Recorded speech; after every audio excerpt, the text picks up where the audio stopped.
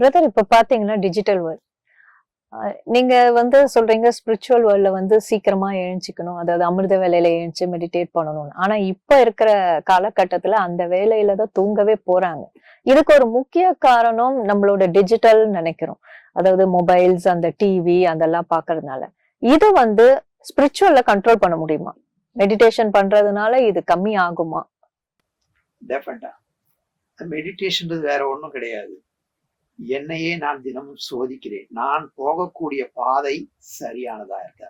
நாம இன்னைக்கு எல்லாம் வேக வேகமா ஓடுறதுல விரும்புறோமே தவிர, ஓடுற பாதை சரிதான் பார்க்கணும் ஃபர்ஸ்ட். அப்பதான் நான் டெஸ்டினேஷன் ஓட முடியும்.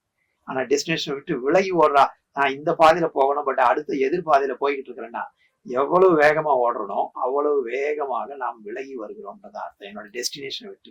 ஸோ நான் யூஸ்வலா என்ன பண்றேன்னா, என்னோட டெஸ்டினேஷன் என்ன, இன்னைக்கு எழுந்தேன்னா இன்னைக்கு என்னுடைய வாழ்க்கையை எவ்வளவு மேக்சிமம் மகிழ்ச்சியோட, அன்போட, அமைதியோட வாழ்ந்து நான் என்ஜாய் பண்ணும் இந்த 24 hours. அதுக்கு எனக்கு கொஞ்சம் பணம் வேணும், அதுக்காக நான் வேலைக்கு போறேன். அதுக்கு கொஞ்சம் நல்ல ரிலேஷன்ஷிப் வேணும், வீட்டுல இருக்கவன்ட்டும் வெளியில இருக்கவன்ட்டும் ரிலேஷன்ஷிப் வச்சுக்கிறேன். எனக்கு ஹெல்த் வேணும், அதுக்காக எக்ஸசைஸ் பண்றேன். ஸோ இதெல்லாம் இன்கிரீடியன்ஸ் தானே தவிர, ultimately I want to enjoy the life peacefully, happily. So அந்த எய்மை வச்சுக்கிட்டு இன்னைக்கு நான் செய்த காரியங்கள் எல்லாம் என்னுடைய அமைதியை அதிகரித்து இருக்கிறதா அல்லது என்னுடைய அமைதியும் சந்தோஷத்தையும் குறைத்து இருக்கிறதான்னு அன்னன்னைக்கு நான் உட்காந்து நான் செக் பண்றேன். நான் செய்தல் am I going in the right track or wrong track? அன்னைக்கு நான் சோதிக்கும் பொழுது நான் சரியான ட்ராக்ல போயிருந்தேன்னா என்னோட காலையில இருக்கிற அமைதியை விட ஈவினிங்கோட அமைதி கூடி இருக்கணும், இல்லை அட்லீஸ்ட் குறைந்திருக்க கூடாது. அப்படி இல்லை, என்னோட அமைதி குறையுதுன்னா ஐ எம் கோயிங் ராங் ட்ராக்னு அர்த்தம். ஸோ ராங் ட்ராக் போனா என்ன பண்ணும்?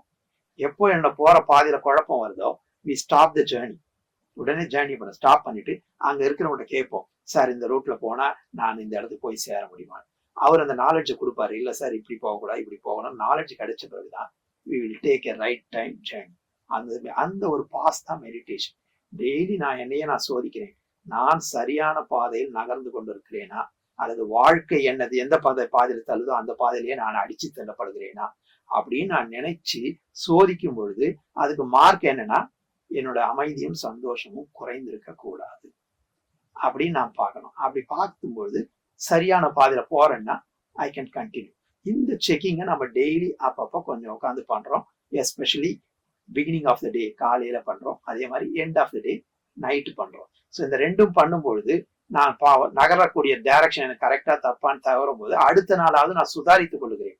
தவறான பாதையில போனா கொஞ்சம் சுதாரித்துக் கொள்ளக்கூடிய அனுபவம் கிடைக்கும். இந்த செல்ஃப் செக் தான் நம்ம மெடிடேஷன் சொல்லி நம்ம பண்றோம். அதுக்கான முறைகளை கொடுக்குறாங்க. அந்த முறையில பண்ணும்போது நம்மள செல்ஃப் அனாலிசிஸ் பண்ண முடியும். இப்போ ஒரு மெயின் கொஸ்டின் என்னன்னு பாத்தீங்கன்னா, இப்ப நம்ம மொபைல் போன் பாக்குறதுனால தூக்கம் கெடுமா?